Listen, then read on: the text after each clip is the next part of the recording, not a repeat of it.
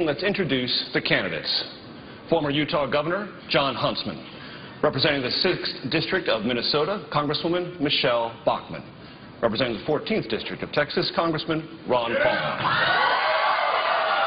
Congressman Paul, let me follow up with you for just 30 seconds. Is it worth going to war to prevent a nuclear weapon in Iran? No, it isn't worthwhile. And the only way you would do that is you would have to go to the Congress. We as Commander-in-Chief aren't making the decision to go to war.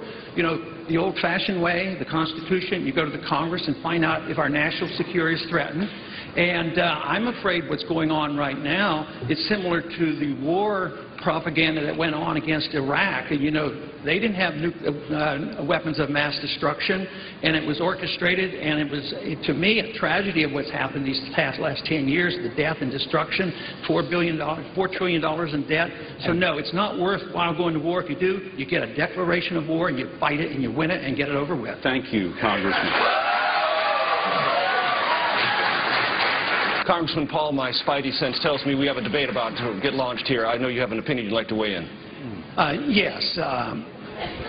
Torture is illegal. And by our laws, it's illegal by international laws. How do you define torture, sir? Well, waterboarding is torture, and many other things.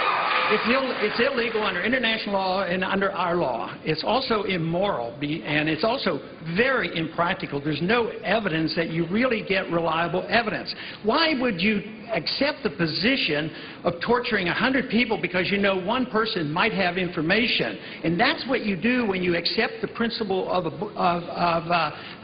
torture. I think it's uncivilized and have no practical advantages, and it's really un-American to accept on principle that we will torture people that we capture. And Major, I have to weigh in on this.